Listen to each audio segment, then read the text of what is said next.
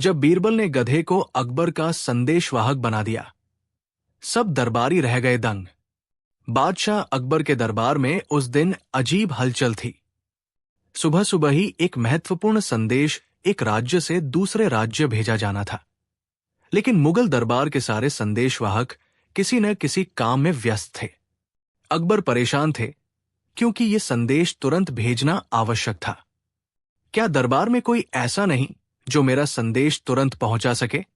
अकबर ने नाराजगी से कहा। सभी दरबारी एक दूसरे का मुंह ताकने लगे। कोई आगे नहीं आया। तभी बीरबल ने मुस्कान के साथ कहा, जहां पनाह, अगर कोई भी उपलब्ध नहीं है तो क्यों न हम गधे को संदेशवाहक बना दे। दरबार में ठहाके गूंज उठे। एक दरबारी ने हंसते हुए कहा, बीरबल, क्या अब दरबार में गधे भी राजकीय सेवक बन गए? अकबर भी चौंक गए। बीरबल, तुम मजाक तो नहीं कर रहे? भला गधा संदेश कैसे पहुंचाएगा? बीरबल ने शांति से उत्तर दिया, जहां पनाह, अगर सही तरीका अपनाया जाए तो गधा भी संदेशवाहक बन सकता है। बस मुझे एक मौका दे। अकबर को बीरबल पर भरोसा था, इसलिए उन्होंने अनुमति दे दी। बीरबल ने एक गधे को मंगवाया और उसके गले में एक चमकता हुआ झोला बांध दिया, जिसमें बादशाह का संदेश रखा गया। लेकिन असली खेल अभी बाकी था। बीरबल ने गधे की पीठ पर हल्के हल्के मसालेदार तेल लगा दिया और उसे गंतव्य की ओर हाँक दिया। जैसे ही गधा चला, तेल के कारण चील और कौवे उस पर मंडराने लगे। बेचारा गधा भागा और उसके पीछे पक्षियों का झुंड। पूरा दरबार ये देखकर चकित था। बीरबल, ये क्या कर रहे हो? अकबर ने हैरानी से पूछा। बीरबल मुस्कुराए। जहां पनाह, अब ये गधा भागता हुआ सीधे अपने गंतव्य पर पहुंचेगा। इसे कोई रोकेगा नहीं, क्योंकि जो इसे रोकेगा उस पर पक्षी टूट पड़ेंगे। अकबर ने सिर हिलाया और बोले, अगर ये सच में संदेश सही जगह पहुंचा दे तो मैं इसे दरबार का आधिकारिक संदेशवाहक घोषित कर दूंगा। लेकिन क्या सच में गधा सही जगह पर पहुंच पाएगा? क्या बीरबल की अनोखी योजना सफल होगी, या ये दरबार का सबसे बड़ा मजाक बन जाएगा? जब बीरबल ने गधे को अकबर का संदेशवाहक बना दिया, क्या सच में पहुंचा संदेश? गधा अपने गले में झोला लटकाए भागता हुआ शाही मार्ग पर आगे बढ़ा। जैसे ही वो शहर से बाहर निकला, उसकी पीठ पर लगी मसालेदार तेल की खुशबू से कौवे, चील और गिद्ध उसके पीछे लग गए। बेचारा गधा बेतहाशा दौड़ रहा था और उसके पीछे पक्षियों का झुंड मंडरा रहा था, मानो कोई रहस्यमयी घटना हो गई हो। सड़क पर खड़े लोग ये दृश्य देखकर चकित रह गए। अरे, ये क्या हो रहा है? ये गधा इतना तेज क्यों भाग रहा है? लगता है कोई शाही आदेश है जो इसे लेकर भाग रहा है। कोई भी उस गधे को रोकने की हिम्मत नहीं कर सका, क्योंकि जो भी उसके पास जाता, चीलें और कौवे उस पर झपट पड़ते। गधा सरपट दौड़ता हुआ सीधा उस राज्य की सीमा में जा पहुंचा जहां संदेश भेजना था। गधा पहुंचा गंतव्य पर। गधे के भागते ही शाही पहरेदारों ने उसे रोक लिया। उन्होंने उसके गले में लटकते झोले को देखा और झट से उतार लिया। जैसे ही उन्होंने झोले से पत्र निकाला, उनकी आंखें फटी रह गई। ये तो खुद बादशाह अकबर का संदेश है। राज्य के मंत्री तुरंत संदेश लेकर राजा के पास पहुंचे। राजा ने पत्र पढ़ा और उसकी भौहें तंग गई। ये क्या? अकबर ने हमारे पास गधे के हाथों संदेश भेजा? सभी दरबारी आपस में कानाफूसी करने लगे। कुछ को यह अपमानजनक लगा तो कुछ हंसी नहीं रोक पाए। लेकिन राजा समझदार था। उसने पत्र के नीचे लिखा, जहां पनाह, हमें आपके संदेशवाहक से आपका संदेश मिल गया।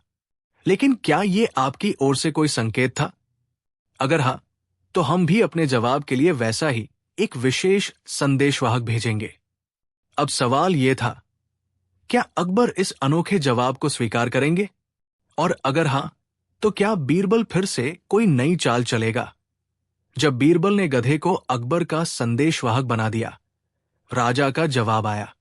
जब राजा का जवाब लेकर शाही दूत अकबर के दरबार में पहुंचा, तो दरबार में सन्नाटा छा गया। अकबर ने जैसे ही पत्र खोला, उनकी आंखें आश्चर्य से फैल गई। जहांपनाह, हमें आपके संदेशवाहक से आपका संदेश मिल गया, लेकिन क्या ये आपकी ओर से कोई संकेत था? अगर हाँ, तो हम भी अपने जवाब के लिए वैसा ही एक विशेष संदेशवाहक भेजेंगे। अकबर ने पत्र पढ़कर दरबार की ओर देखा और फिर बीरबल की ओर मुड़े। बीरबल, अब क्या करने का इरादा है? लगता है वो राजा हमें भी गधे से संदेश भिजवाने वाला है। दरबारियों में फुसफुसाहट शुरू हो गई। कुछ मुस्कुरा रहे थे तो कुछ सोच में पड़ गए। तभी एक सैनिक दौड़ता हुआ आया और घबराहट में बोला, जहांपनाह, शत्रु राज्य की ओर से एक गधा हमारी ओर बढ़ रहा है और उसके गले में भी एक झोला लटका है। पूरा दरबार हक्का बक्का रह गया। अकबर ने हैरानी से बीरबल की ओर देखा। अब क्या करोगे बीरबल? कहीं हम मजाक का पात्र तो नहीं बन गए? बीरबल मुस्कुराए और बोले, जहांपनाह, इस गधे का स्वागत कीजिए, क्योंकि इसका जवाब मेरे पास पहले से तैयार है। लेकिन बीरबल की योजना क्या थी? जब बीरबल ने गधे को अकबर का संदेशवाहक बना दिया। बीरबल की अनोखी चाल। दरबार में बेचैनी बढ़ती जा रही थी। सभी दरबारी उस गधे को देखने के लिए उत्सुक थे, जो शत्रु राज्य से अकबर के पास संदेश लेकर आ रहा था। कुछ ही देर में पहरेदारों ने उसे दरबार के सामने ला खड़ा किया।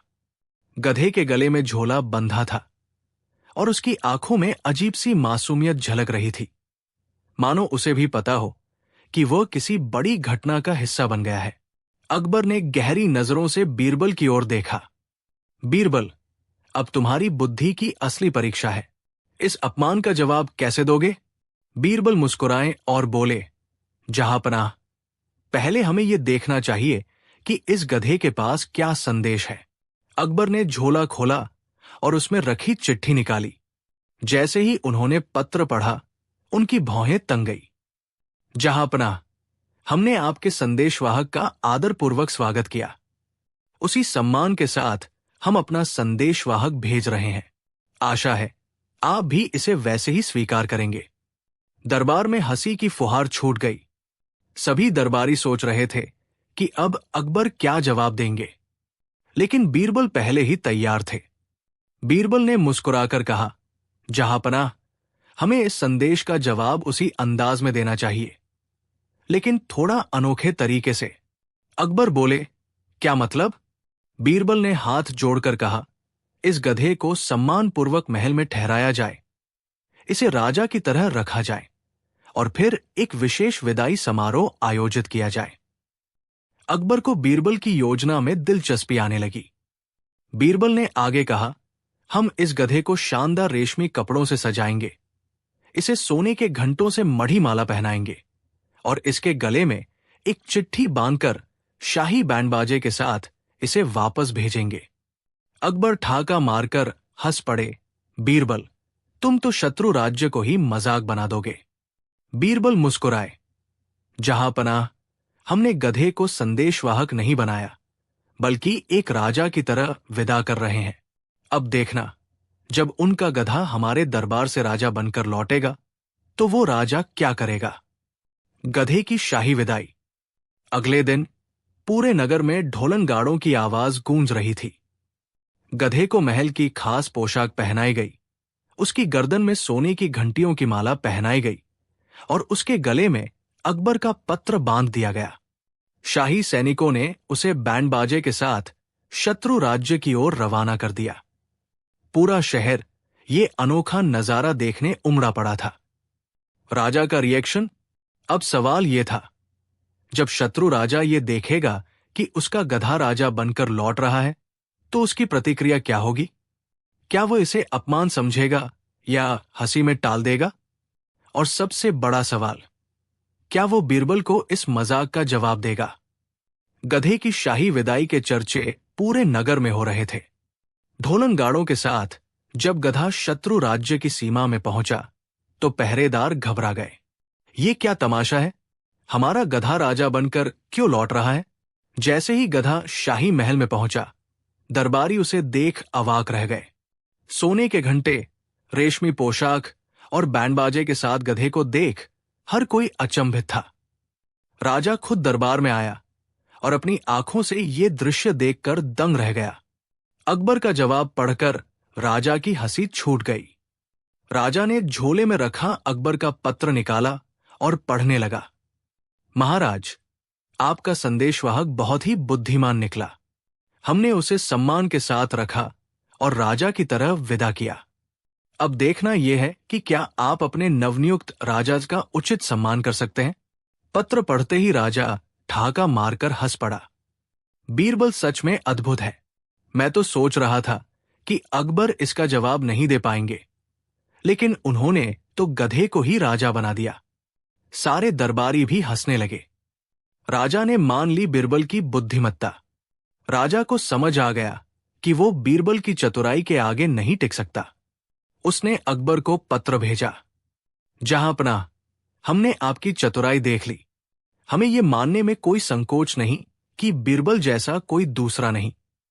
यह हमारी आखिरी चुनौती थी। अब हम बीरबल की बुद्धिमत्ता को नमन करते हैं। अकबर ने बीरबल को किया सम्मानित। जब यह पत्र अकबर के दरबार में पहुंचा तो अकबर मुस्कुराए और बोले, बीरबल, तुमने एक गधे को भी ऐसा बना दिया कि राजा खुद हमारी बुद्धिमत्ता मानने पर मजबूर हो गया। अकबर ने खुश होकर बीरबल को शाही पुरस्कार दिया और कहा, जब तक मेरे दरबार में बीरबल है, मुझे किसी भी चुनौती की चिंता नहीं। पूरा दरबार तालियों से गूंज उठा। इस तरह बीरबल ने न सिर्फ अकबर के सम्मान को बचाया, बल्कि अपनी चतुराई से पूरी कहानी को ऐसा मोड़ दिया कि शत्रु भी उनकी प्रशंसा करने लगे। बीरबल की चतुराई। जब अकबर बने साधु, एक दिन उन्होंने कुछ ऐसा सोच लिया जिसे सुनकर पूरा दरबार दंग रह गया। मैं कुछ दिनों के लिए राजपाट छोड़कर साधु बनूंगा, अकबर ने ऐलान किया। दरबारी एक दूसरे का मुंह देखने लगे। बीरबल भी चौंक गए, पर उनकी आंखों में वही पुरानी चतुराई चमक रही थी। जहांपनाह, ये अचानक फैसला क्यों? बीरबल ने मुस्कुराते हुए पूछा। अकबर ने लंबी सांस ली और गंभीर स्वर में कहा, बीरबल, मुझे सत्य की खोज करनी है। मैं देखना चाहता हूं कि असली सुख धन दौलत में है या संतोष में। यह सुनकर कुछ दरबारी हंस पड़े, कुछ चुप रहे, लेकिन बीरबल की आंखें गहरी सोच में डूबी थी। तो फिर जहांपनाह, क्या आप सच में एक साधु की तरह रह पाएंगे? बिल्कुल, अकबर बोले। मैं अगले 7 दिनों तक महल छोड़कर जंगल में रहूंगा और एक सामान्य साधु की तरह जीवन बिताऊंगा। कोई भी मेरी पहचान नहीं जानेगा। बीरबल मुस्कराए। अगर ऐसा है तो मैं भी आपकी परीक्षा लूंगा। देखते हैं आपकी भिक्षा यात्रा कैसी रहती है। अगले दिन अकबर साधु के वेश में महल से निकले। वे गेरुआ वस्त्र पहनकर, कंधे पर झोली टांगे, हाथ में कमंडल लिए निकल पड़े। किसी को अंदाजा भी नहीं था कि ये कोई साधारण भिक्षु नहीं, बल्कि खुद हिंदुस्तान का बादशाह है। पहले ही दिन उन्होंने एक गांव में जाकर भिक्षा मांगी। एक महिला ने उन्हें रोटी दी और कहा, बाबा, पेट भर लो, लेकिन हमारे घर की मुसीबतों का भी कोई हल बता दो। अकबर को एहसास हुआ कि साधु बनना इतना आसान नहीं है। लोग उनसे सिर्फ भिक्षा ही नहीं, बल्कि समाधान भी चाहते थे। रात हुई तो जंगल में सोने का समय आया, लेकिन जैसे ही उन्होंने आंखें बंद की, झाड़ियों से किसी के आने की आहट हुई। अकबर चौकन्ने हो गए। कौन है वहां? कोई जवाब नहीं आया। लेकिन फिर एक भारी आवाज गूंजी, साधु महाराज, आप सच में साधु हैं या कोई और? अकबर के रोंगटे खड़े हो गए। क्या उनकी पहचान उजागर हो गई थी? कौन था वो रहस्यमयी व्यक्ति? झाड़ियों के पीछे से जो आवाज आई थी वो भारी और डरावनी थी। अकबर ने तुरंत कमंडल को कसकर पकड़ा और आवाज की दिशा में गौर से देखने लगे। अचानक झाड़ियों से एक ऊंचे कद का, फटेहाल कपड़े पहने व्यक्ति बाहर निकला। उसकी आंखें चमक रही थी और चेहरे पर अजीब सी मुस्कान थी। साधु महाराज, आपने अभी तक जवाब नहीं दिया। वो आदमी फिर बोला। अकबर ने गला साफ किया और संयमित स्वर में बोले, मैं एक साधु हूं। और जंगल में शांति की खोज में आया हूं। तुम कौन हो? आदमी ठाका मारकर हंस पड़ा। मैं इस जंगल का रखवाला हूं, बाबा। लेकिन लगता है कि आप नए आए हैं। क्या आपके पास कुछ है खाने के लिए? अकबर थोड़ा निश्चिंत हुए। उन्होंने झोली में से एक रोटी निकाली और उसकी ओर बढ़ा दी। आदमी ने रोटी खाई, फिर गहरी सांस लेकर बोला, साधु बाबा, यहां अकेले रहना आसान नहीं। इस जंगल में कई खतरे हैं, चोर, डाकू, जंगली जानवर, और हां, कभी कभी असली साधु भी नकली बन जाते हैं। अकबर ने उसकी बात को हल्के में लिया और रात को एक पेड़ के नीचे सोने चले गए। लेकिन अगली सुबह जब उनकी आंख खुली तो वे हैरान रह गए। उनकी झोली गायब थी, कमंडल भी नहीं था। यहां तक कि उनके पैर में जो साधु सम्मान का पायल था वो भी कोई खोल कर ले गया था। अकबर गुस्से में थे, लेकिन चिल्ला नहीं सकते थे। आखिरकार वे अब बादशाह नहीं बल्कि एक साधारण साधु थे। उन्होंने गांव की ओर जाने का फैसला किया। रास्ते में कुछ किसान दिखे जो आपस में बात कर रहे थे। सुनो सुनो, कल रात गांव के सबसे अमीर व्यापारी का सारा धन लुट गया। किसी को पता ही नहीं चला कि चोरी कैसे हुई। अकबर रुक गए। चोरी? क्या ये वही आदमी था जो मुझसे रात को मिला था? अब उन्हें यकीन हो गया कि इस जंगल में कुछ गड़बड़ है। लेकिन असली सवाल यह था, क्या उनकी पहचान उजागर हो गई थी? और यह रहस्यमयी चोर कौन था जिसने बादशाह अकबर को भी लूट लिया? अकबर अब परेशान हो चुके थे। पहले तो उनका सारा सामान चोरी हो गया और अब गांव में व्यापारी की चोरी की खबर सुनकर उन्हें यकीन हो गया कि यह काम उसी रहस्यमयी व्यक्ति का है। लेकिन सवाल यह था कि वो कौन था और कहाँ गया? अकबर गांव पहुंचे और सीधे सरपंच के पास गए। महाराज, आप परेशान लग रहे हैं, क्या हुआ? सरपंच ने पूछा। अकबर ने अपनी साधु वाली भूमिका निभाते हुए कहा, मैं एक साधारण भिक्षु हूं, पर कल रात जंगल में मेरे साथ भी चोरी हो गई। मैंने एक संदिग्ध व्यक्ति को देखा था। हो सकता है कि वही गांव के व्यापारी को भी लूट कर भागा हो। सरपंच सोच में पड़ गए। अजीब बात है, कल रात गांव के बाहर एक संदिग्ध आदमी को कुछ लोग देख चुके हैं, पर हम कुछ कर नहीं सकते क्योंकि वो बहुत चालाक है। अकबर को यह सुनकर झटका लगा। आखिर वो कोई मामूली चोर नहीं था, बल्कि एक शातिर अपराधी था। लेकिन अब उन्हें समझ आ गया कि इस मामले को हल करने के लिए बीरबल की जरूरत पड़ेगी। अकबर ने एक गुप्त संदेश अपने महल में भिजवाया। कुछ ही घंटों में बीरबल एक आम व्यक्ति के वेश में गांव पहुंचे। उन्होंने अकबर से मुलाकात की और उनकी पूरी बात ध्यान से सुनी। जहां पनाह, ये चोर सिर्फ धन नहीं बल्कि लोगों का भरोसा भी चुराता है। इसे पकड़ने के लिए हमें भी चालाकी से काम लेना होगा, बीरबल ने मुस्कुराते हुए कहा। बीरबल ने गांव में ये अफवाह फैला दी कि एक महान तांत्रिक साधु गांव में आया है जो खोई हुई चीजें ढूंढ सकता है। जल्द ही ये खबर उस चोर तक भी पहुंच गई। अगली रात एक अजनबी साधु बीरबल के पास आया और बोला, महाराज, मैं भी एक गरीब आदमी हूं, क्या आप मेरी मदद कर सकते हैं? बीरबल ने ध्यान से उसकी आंखों में देखा और मुस्कुरा कर बोले, क्यों नहीं, पर पहले बताओ, तुम कौन से काम करते हो? मैं लोगों की सेवा करता हूं। वो घबराते हुए बोला, सच? तो फिर ये बताओ कि कल रात तुमने जो सोने की मोहरें चुराई थी वो कहाँ छुपाई? इतना सुनते ही वो आदमी चौंक गया। मैं चोर नहीं हूं, उसने घबराकर कहा। बीरबल हंस पड़े। अरे, अभी मैंने चोर का नाम तो लिया ही नहीं, फिर तुम्हें कैसे पता चला कि चोरी मोहरों की हुई थी? अब चोर पूरी तरह फंस चुका था। तभी अकबर भी अपने असली रूप में आ गए और सिपाहियों को बुला लिया। चोर घुटनों के बल गिर पड़ा और माफी मांगने लगा। बीरबल, तुम्हारी बुद्धि सच में कमाल की है।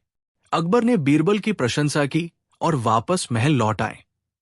तो जहां पनाह, अब बताइए, साधु बनकर सत्य की खोज पूरी हुई या नहीं? बीरबल ने मुस्कुराते हुए पूछा। अकबर हंस पड़े। बीरबल, मैंने समझ लिया कि असली संतोष धन में नहीं बल्कि अक्लमंदी में है। और अगर अक्लमंदी तुम्हारी हो तो जीवन और भी आसान हो जाता है। दरबार ठहाकों से गूंज उठा और इस तरह अकबर का साधु बनने का प्रयोग समाप्त हुआ। लेकिन बीरबल की चतुराई का एक और अध्याय जुड़ गया जब बीरबल ने राजा को राजा बना दिया। एक अनोखी परीक्षा। बादशाह अकबर का दरबार लगा हुआ था।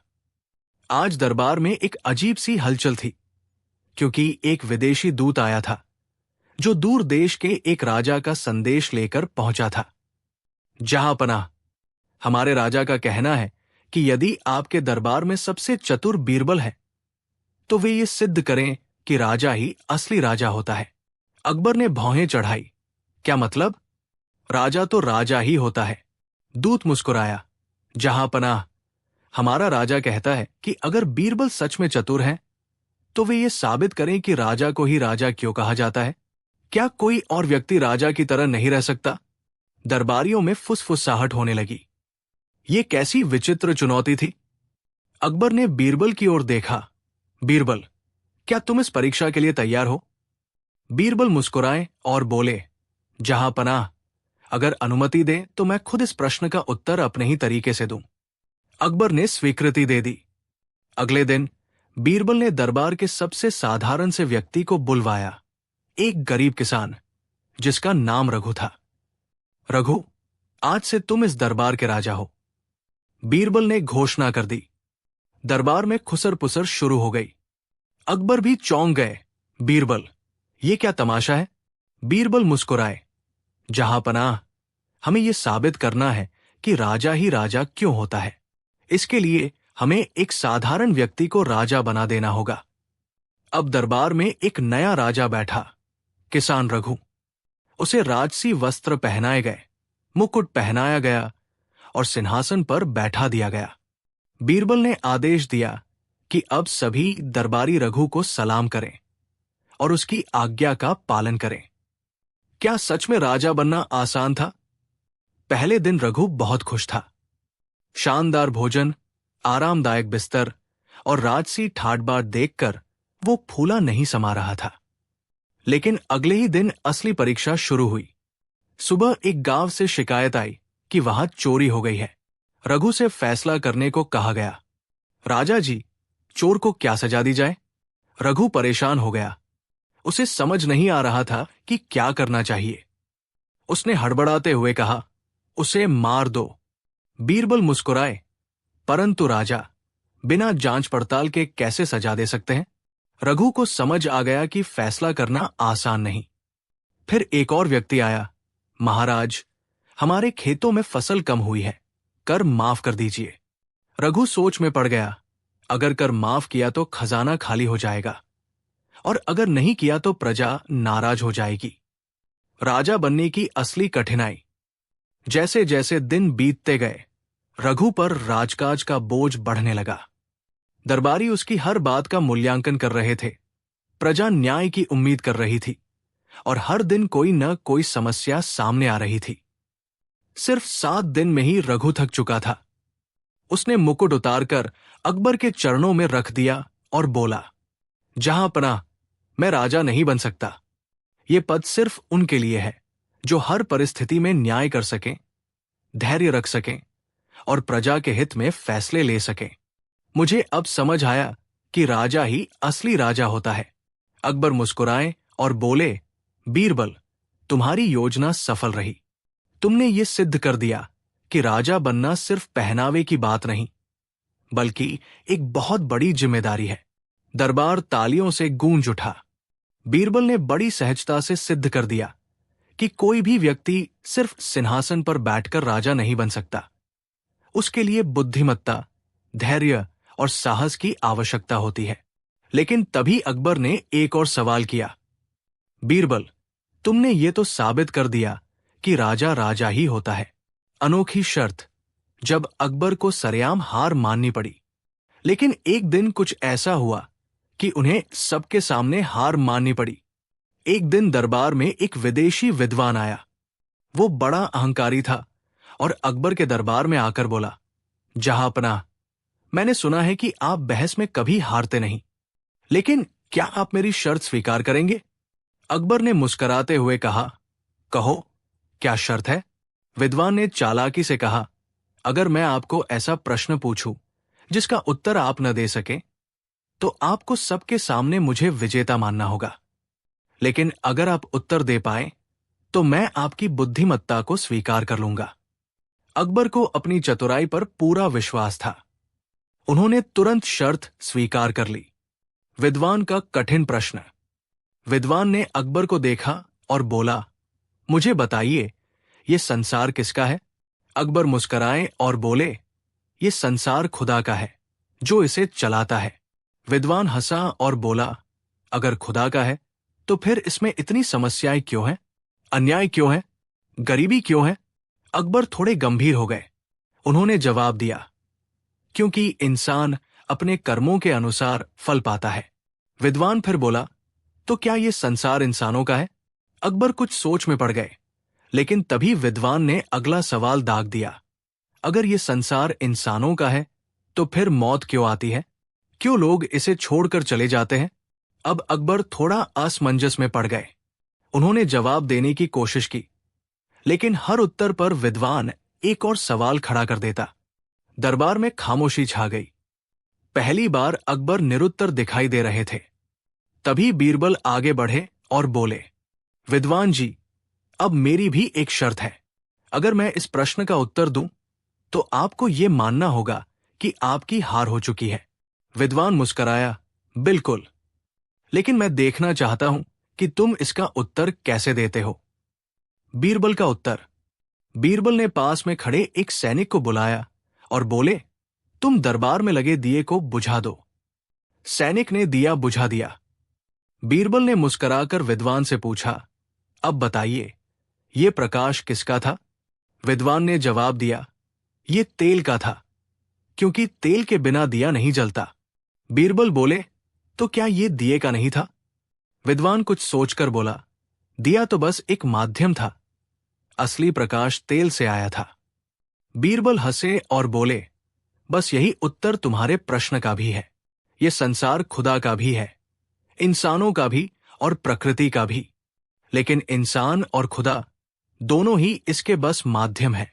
जो जैसा कर्म करता है, वो वैसा ही परिणाम पाता है। दुनिया किसी एक की नहीं, ये सबकी है।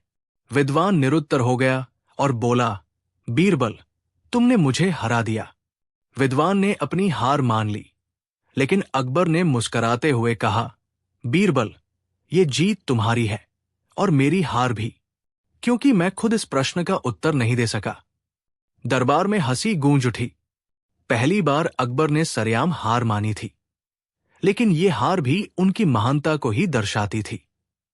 बीरबल का जवाब सुनकर अकबर हंसते हंसते लोटपोट हो गए। एक दिन सुबह सुबह दरबार में हलचल मची हुई थी। बादशाह अकबर बड़े ही उलझन में लग रहे थे। उन्होंने अपने खास दरबारियों को बुलाया और गंभीर स्वर में कहा, हमारे राज्य में सबसे ज्यादा अक्लमंद कौन है? ये सुनते ही हर दरबारी चौकन्ना हो गया। कुछ ने इधर उधर देखा तो कुछ ने गर्दन झुका ली। सभी जानते थे कि ये सवाल जितना सीधा दिखता है, उतना ही खतरनाक भी है। तभी मनसबदार राजू पहलवान ने आगे बढ़कर कहा, जहांपनाह, अगर बुद्धिमानी की बात हो, तो इसमें कोई शक नहीं कि हमारे दरबार में सबसे ज्यादा अक्लमंद आप ही हैं। अकबर मुस्कुराए, फिर बोले, अच्छा, लेकिन बीरबल से पूछे बिना हम इस सवाल का जवाब कैसे तय कर सकते हैं? बीरबल, जो अब तक चुपचाप खड़े थे, मुस्कुराए और बोले, जहांपनाह, अगर आप चाहें तो मैं इसका जवाब एक मजेदार खेल के जरिए दे सकता हूं। अकबर की आंखों में चमक आ गई। तो ठीक है बीरबल, बताओ, क्या खेल है? बीरबल ने एक छोटी सी लकड़ी उठाई और दरबार के बीचों बीच रख दी। फिर बोले, ये कोई साधारण लकड़ी नहीं है, जहांपनाह, ये लकड़ी बहुत ही जादुई है। जो भी इसे सबसे छोटा बना देगा, वही इस दरबार में सबसे ज्यादा अक्लमंद कहलाएगा। दरबारी चौंक गए।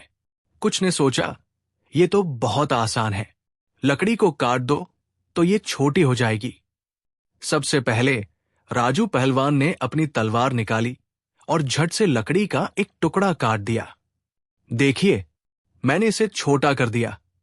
बीरबल मुस्कुराए, बहुत बढ़िया, लेकिन अब कोई और इसे और भी छोटा बनाए। अब काजी साहब आगे आए। उन्होंने लकड़ी का एक और टुकड़ा काट दिया। अब ये और छोटी हो गई। अकबर ने सिर हिलाया, अब और छोटा कौन करेगा? अब हर दरबारी बारी बारी से लकड़ी काटने लगा। कुछ ही देर में वो लकड़ी एक छोटे से टुकड़े में बदल गई। अकबर ने हंसते हुए कहा, बीरबल, लगता है ये खेल खत्म हो गया। अब इससे छोटा कोई नहीं बना सकता। बीरबल मुस्कुराए और धीरे से अपनी जेब से एक और बड़ी लकड़ी निकालकर जमीन पर रख दी। जहां पनाह, अब ये लकड़ी पहले वाली लकड़ी से बड़ी हो गई और जो पहले छोटी लग रही थी अब और भी छोटी लग रही है। पूरे दरबार में ठहाके लग गए। अकबर हंसते हंसते लोटपोट हो गए और बोले, बीरबल, तुमने फिर से हमें हरा दिया। बीरबल ने झुककर कहा, जहांपनाह, कभी कभी किसी चीज को छोटा करने के लिए उसे काटना जरूरी नहीं होता, बल्कि उसके पास कोई और बड़ी चीज रख दी जाए तो वो खुद ही छोटी लगने लगती है। अकबर ने हंसते हुए कहा, वाह बीरबल, यही तो असली अक्लमंदी है। बीरबल की नई कहानी, जब गधा बना मंत्री।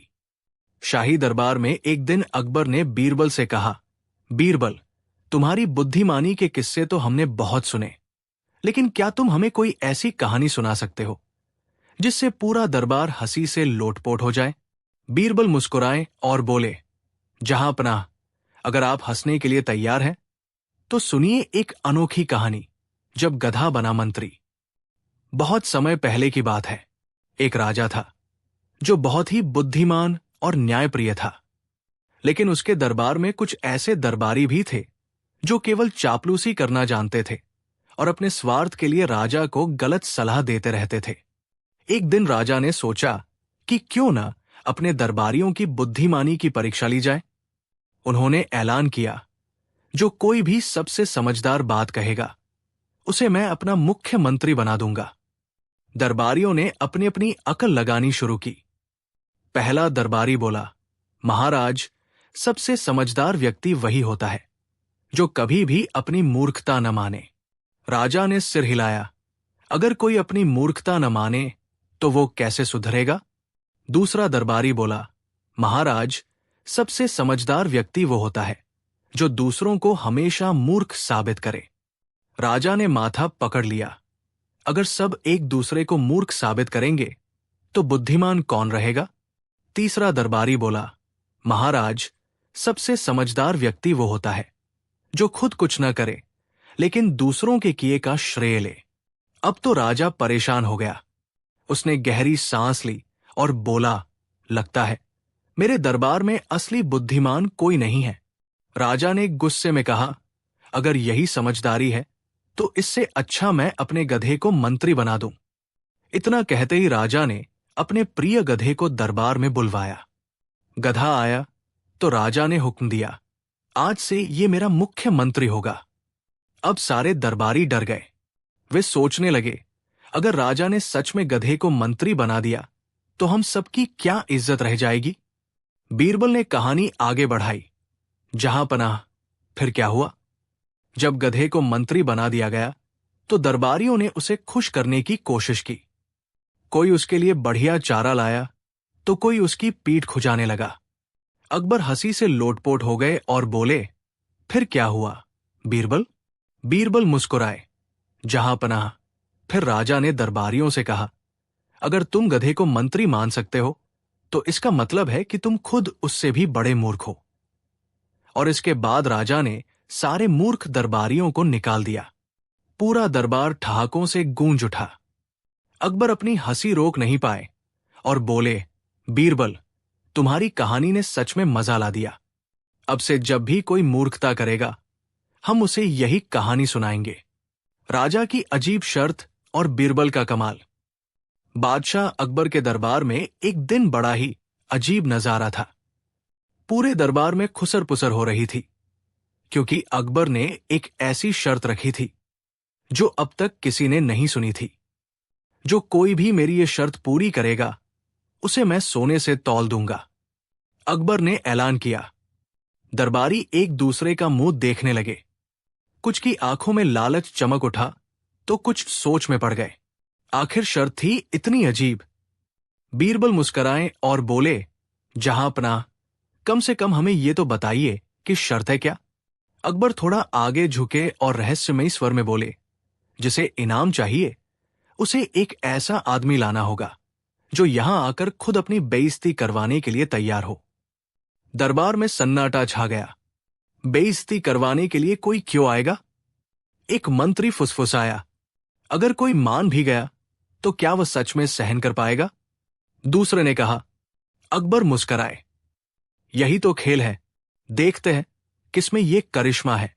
हर कोई सोच में पड़ गया कि भला ऐसा कौन मूर्ख होगा जो अपनी मर्यादा को दांव पर लगाएगा। लेकिन बीरबल चुप थे। उनकी आंखों में वही पुरानी चालाकी चमक रही थी। अगले दिन बीरबल दरबार में एक अजीबोगरीब आदमी को लेकर आए। वो आदमी फटे पुराने कपड़े पहने था। उसके बाल उलझे हुए थे और चेहरे पर अजीब सी मुस्कान थी। अकबर ने उसे गौर से देखा और पूछा, तुम्हें पता है कि यहां क्यों बुलाया गया है? आदमी ने सिर हिलाया। हां महाराज, मुझे अपनी बेइज्जती करवानी है। दरबार में हंसी फूट पड़ी। क्या सच में कोई ऐसा चाहता है? कुछ दरबारी एक दूसरे से कहने लगे। अकबर भी हैरान हुए। अच्छा, तो बताओ, हम तुम्हारी बेइज्जती कैसे करें? आदमी मुस्कराया और धीरे से बोला, जहांपनाह, मेरी बेइज्जती तब होगी जब मैं कुछ ऐसा कहूंगा जिससे दरबार में हंगामा मच जाए। अकबर की रुचि बढ़ गई। तो कहो, हम सुनने के लिए तैयार हैं। आदमी ने चारों ओर देखा, फिर रहस्यमयी अंदाज में बोला, महाराज, इस दरबार में एक आदमी ऐसा है जो रोज आपके साथ विश्वासघात करता है, पर आपने उसे अब तक पहचाना नहीं। ये सुनते ही पूरा दरबार स्तब्ध रह गया। अकबर की भौहें तन गई। ये क्या कह रहे हो तुम? कौन है वह आदमी? आदमी ने एक गहरी सांस ली और धीरे से इशारा किया। लेकिन ये इशारा किसकी ओर था? क्या सच में दरबार में कोई गद्दार था? और क्या बीरबल की योजना कामयाब होगी? दरबार में सन्नाटा छा गया। सभी दरबारी हैरान थे कि ये अजीब आदमी किसकी ओर इशारा कर रहा था। क्या सच में दरबार में कोई गद्दार है? ये सवाल हर किसी के मन में उठ रहा था। अकबर की आंखें संकरी हो गई। उन्होंने सख्त लहजे में कहा, बोलो, कौन है वो व्यक्ति जो हमारे साथ विश्वासघात कर रहा है? वो आदमी मुस्कुराया और बोला, जहांपनाह, मैं सीधा नाम नहीं लूंगा, लेकिन अगर आप चाहें तो एक तरीका है जिससे ये गद्दार खुद ही सामने आ जाएगा। अकबर ने उत्सुकता से पूछा, कैसा तरीका? आदमी ने बीरबल की ओर देखा। बीरबल अब तक चुपचाप खड़े मुस्कुरा रहे थे। उन्होंने आगे बढ़कर कहा, जहांपनाह, ये आदमी जो कह रहा है उसमें सच्चाई हो भी सकती है और नहीं भी, पर अगर ये सच है तो हमें चालाकी से काम लेना होगा। अकबर ने सिर हिलाया। क्या योजना है तुम्हारी, बीरबल?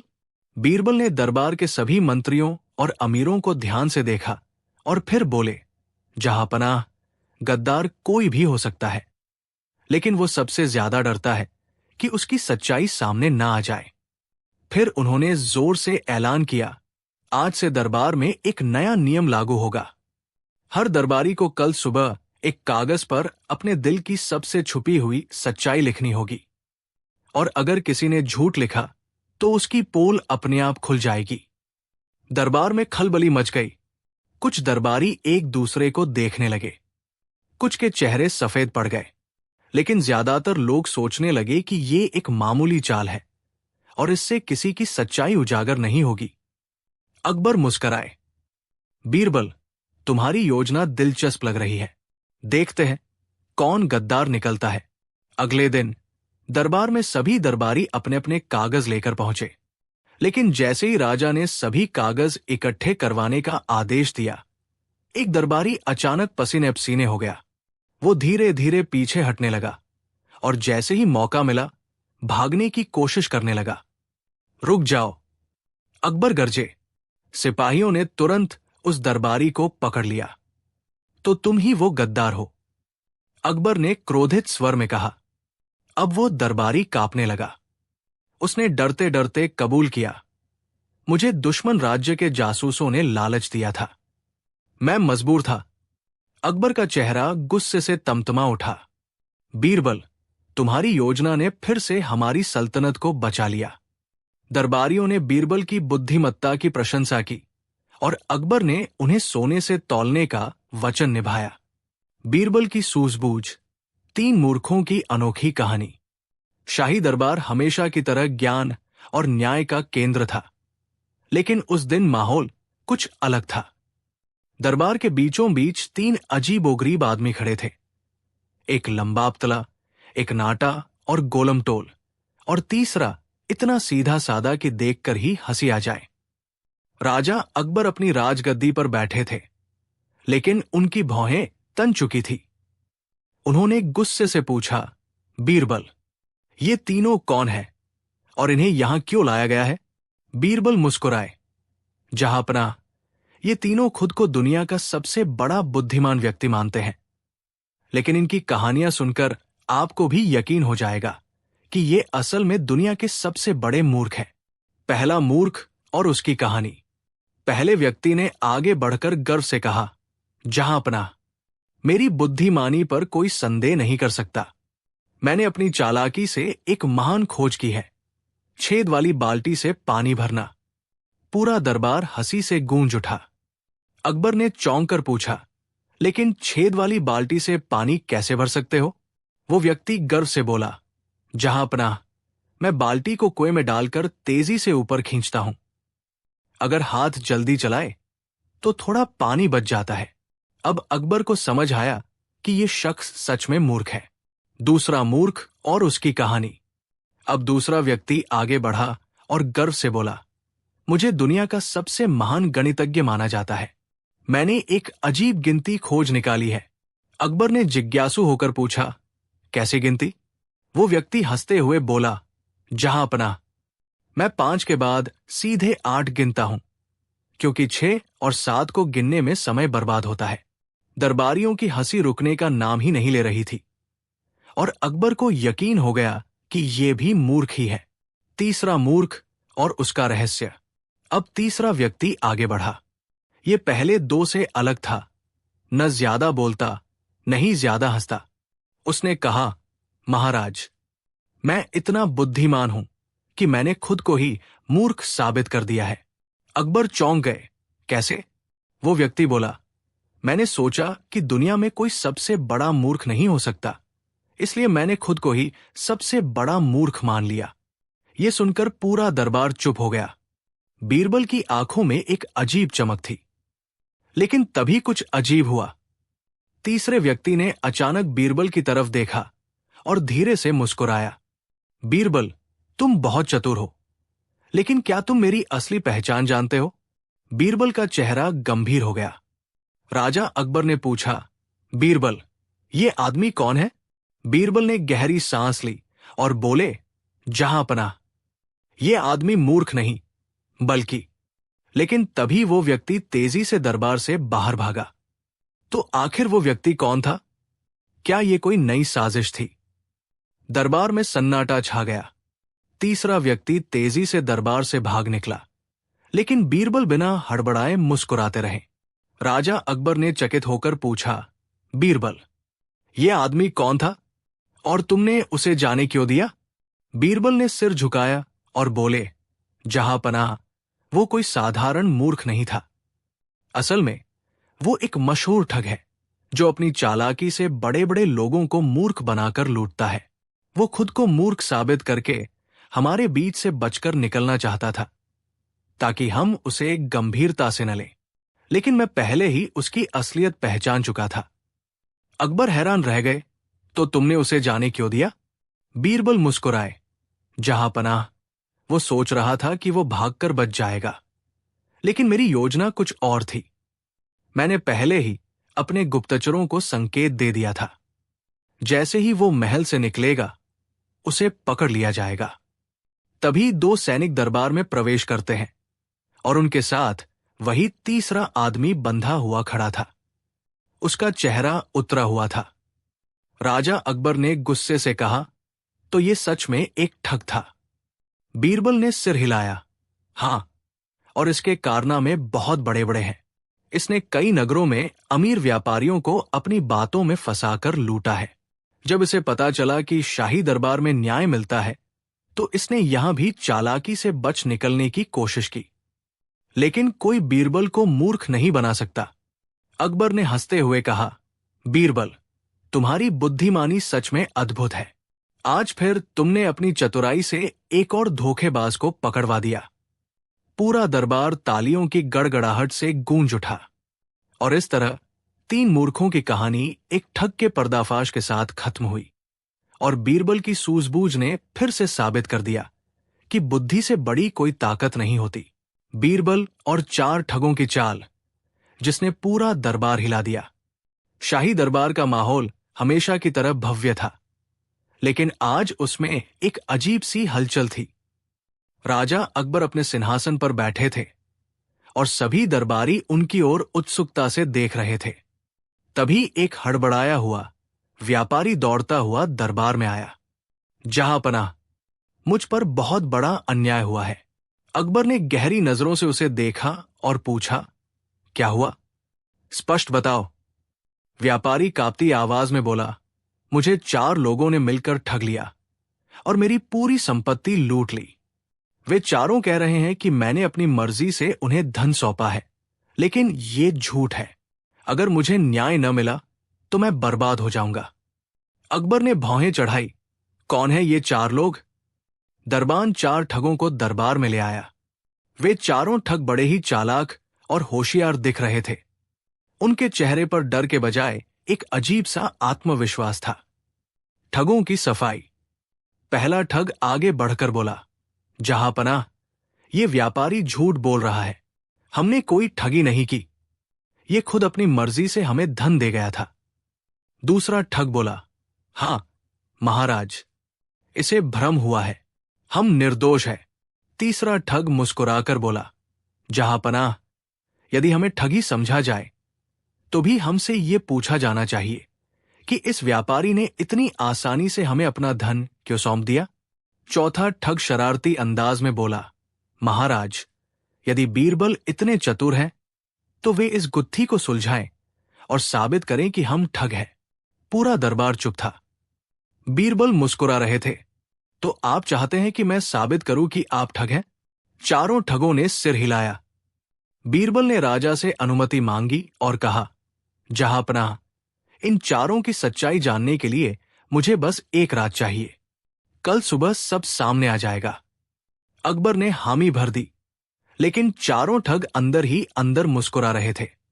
उन्हें पूरा यकीन था कि बीरबल भी इस पहेली को हल नहीं कर पाएंगे। बीरबल की योजना। रात के अंधेरे में बीरबल ने नगर के सबसे भरोसेमंद गुप्तचरों को बुलाया। उन्होंने कहा, इन चारों को नजरों से ओझल मत होने देना। जहां भी जाए, जो भी करे, उसकी खबर मुझे सुबह तक चाहिए। गुप्तचर सतर्क हो गए। लेकिन बीरबल असल में क्या करने वाले थे? क्या वे चारों ठगों की चाल समझ पाएंगे? बीरबल की चतुराई, ठगों की सच्चाई आई सामने। रात भर बीरबल की गुप्तचर टोली सतर्क रही। चारों ठग जहां भी गए, जो भी किया, हर बात की खबर बीरबल तक पहुंचा दी गई। सुबह का दरबार। अगले दिन सुबह दरबार में सभी दरबारी और राजा अकबर उत्सुक थे। चारों ठग आत्मविश्वास से भरे खड़े थे, मानो उन्हें अपनी जीत का पूरा यकीन था। व्यापारी घबराया हुआ था और बीरबल हमेशा की तरह शांत और मुस्कुराते हुए बैठे थे। राजा अकबर ने पूछा, बीरबल, क्या तुमने सच्चाई पता कर ली? बीरबल ने सिर झुकाकर कहा, जी हां, जहांपनाह, इन चारों ठगों का भेद अब खुल चुका है। चारों ठग एक दूसरे की ओर देखने लगे, लेकिन फिर भी उनके चेहरे पर कोई घबराहट नहीं थी। बीरबल का खेल। बीरबल ने पहले ठग की ओर इशारा किया और कहा, ये जो महाशय है, इन्हें रात को अमुक गली में एक सुनसान मकान में जाते देखा गया, जहां इन्होंने बड़ी सावधानी से सोने और चांदी के सिक्के छिपाए। पहला ठग चौंक गया, लेकिन फिर जल्दी ही संभल कर बोला, ये तो सरासर झूठ है। बीरबल मुस्कुराए और बोले, कोई बात नहीं, ये बात थोड़ी देर में साबित हो जाएगी। अब दूसरे ठग की बात करें। दूसरे ठग की ओर देखकर उन्होंने कहा, रात को ये आदमी नगर के सबसे बड़े जौहरी से मिला और उसे सोने के कुछ आभूषण बेचने की कोशिश कर रहा था। राजा अकबर की भौहें तंग गई।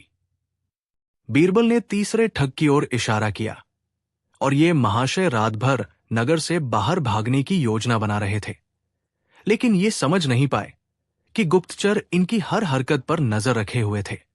अब दरबार में हलचल बढ़ने लगी। अंत में चौथे ठग की ओर इशारा करते हुए बीरबल बोले, और ये महाशय सबसे चालाक निकले। रात को इन्हें देखा गया कि ये कई जगहों पर घूमकर अपने हिस्से की लूट छिपाने की कोशिश कर रहे थे। चारों ठग अब परेशान हो गए। उनकी मुस्कान गायब हो चुकी थी। बीरबल का आखिरी वार। बीरबल ने ताली बजाई और तभी दरबार में गुप्तचर अंदर आए। उनके हाथ में वही सोने चांदी के सिक्के और आभूषण थे जो ठगों ने छिपाए थे। बीरबल बोले, जहां पनाह, ये रहा सबूत। अब ये चारों कोई सफाई नहीं दे सकते। राजा अकबर क्रोधित हो गए। बदमाशों, तुमने हमें मूर्ख समझ रखा था। तुम सभी को कड़ी से कड़ी सजा दी जाएगी। चारों ठग गिड़गिड़ाने लगे, लेकिन अब बहुत देर हो चुकी थी। व्यापारी को न्याय मिला। अंत में बीरबल ने व्यापारी को उसका धन लौटाने की व्यवस्था करवाई। व्यापारी खुशी खुशी बीरबल को प्रणाम कर अपने घर चला गया। राजा अकबर ने मुस्कुराते हुए कहा, बीरबल, तुम्हारी चतुराई और न्यायप्रियता सच में बेमिसाल है। बीरबल ने विनम्रता से सिर झुका लिया और पूरे दरबार में उनकी बुद्धिमत्ता की गूंज गूंजने लगी। अकबर और बीरबल की प्रेम कहानी, मयूरा और राजकुमार। एक समय की बात है। सम्राट अकबर अपने दरबार में बैठे थे। उनकी रानी, जो हमेशा अपने पति को खुश रखने के लिए नए नए तरीके ढूंढती थी, ने एक नई समस्या का सामना किया। दरबार में एक खूबसूरत राजकुमारी थी जिसका नाम था मयूरा। वो अपनी सुंदरता के लिए मशहूर थी, लेकिन उसका दिल किसी पर नहीं आया था।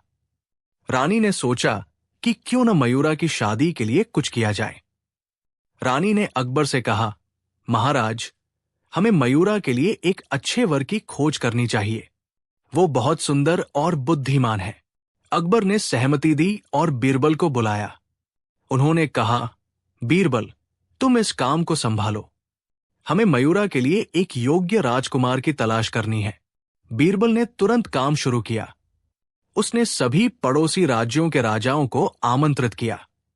कई राजकुमार दरबार में आए, लेकिन कोई भी मयूरा के दिल को जीतने में सफल नहीं हुआ। मयूरा हर बार उदास होकर कहती, ये सभी राजकुमार तो सिर्फ दिखावे के हैं, मुझे सच्चा प्यार चाहिए। एक दिन बीरबल ने सोचा कि क्यों न वो खुद मयूरा से बात करे। उसने मयूरा से कहा, मयूरा, तुम क्या चाहती हो? तुम्हारे दिल की आवाज क्या है? मयूरा ने कहा, मैं चाहती हूं कि मेरा साथी मेरे साथ सच्चे दिल से हो। मुझे ऐसे व्यक्ति की आवश्यकता है जो मुझे समझे और मेरी भावनाओं की कद्र करे। बीरबल ने सोचा, ये तो एक चुनौती है। मुझे किसी ऐसे व्यक्ति की तलाश करनी होगी जो मयूरा के दिल को जीत सके। तभी उसे एक विचार आया। उसने एक युवा और प्रतिभाशाली चित्रकार, जिसे सभी राजकुमार के नाम से जानते थे, को बुलाने का निर्णय लिया। वो न केवल अच्छा चित्रकार था, बल्कि उसमें एक विशेष आकर्षण भी था। बीरबल ने राजकुमार को दरबार में बुलाया और कहा, तुम्हें मयूरा से मिलना होगा। मुझे लगता है कि तुम उसके दिल को जीत सकते हो। राजकुमार ने कहा, लेकिन मैं तो एक साधारण चित्रकार हूं। मयूरा जैसी राजकुमारी के लिए मैं योग्य नहीं हूं। बीरबल ने कहा, सच्चा प्यार कभी भी पद या धन से नहीं देखा जाता। अगर तुम सच्चे दिल से उसके सामने जाओगे तो वो तुम्हें अवश्य पसंद करेगी। राजकुमार ने बीरबल की बात पर विश्वास किया और मयूरा से मिलने गया। जब वो मयूरा के सामने पहुंचा तो वो उसकी कला से प्रभावित हुई। राजकुमार ने मयूरा के लिए एक अद्भुत चित्र बनाया जिसमें उसने मयूरा की सुंदरता को बखूबी दर्शाया था। जब मयूरा ने वो चित्र देखा तो उसकी आंखों में चमक आ गई। वो बोली, ये तो बहुत खूबसूरत है। तुमने मेरी आत्मा को पकड़ लिया है। तुम सच में एक महान कलाकार हो। इस पर राजकुमार ने मुस्कुराते हुए कहा, आपकी सुंदरता ने मुझे प्रेरित किया। मैं आपकी कला को जीवन में उतारने की कोशिश कर रहा हूं। धीरे धीरे मयूरा और राजकुमार के बीच एक अटूट बंधन विकसित होने लगा। वे घंटों तक बातें करते और एक दूसरे के साथ समय बिताते। मयूरा ने महसूस किया कि राजकुमार न केवल एक अच्छा चित्रकार था, बल्कि वह एक संवेदनशील और समझदार व्यक्ति भी था। एक दिन मयूरा ने राजकुमार से कहा, क्या तुम मेरे लिए एक और चित्र बना सकते हो? इस बार मैं चाहती हूं कि तुम हमारी प्रेम कहानी को चित्रित करो। राजकुमार ने खुशी खुशी स्वीकार किया और उसने एक अद्भुत चित्र बनाया जिसमें मयूरा और वो एक साथ थे, हंसते और खेलते हुए। ये चित्र उनके प्यार की गहराई को दर्शाता था। जब ये चित्र दरबार में लाया गया तो सब लोग इसकी तारीफ करने लगे। अकबर ने भी इसे देखा और कहा, ये तो अद्भुत है। ये चित्र केवल कला नहीं बल्कि एक प्रेम कहानी है। लेकिन मिर्जा जौली, जो हमेशा गंभीर रहता था, ने कहा, लेकिन क्या ये सही है? क्या राजकुमार,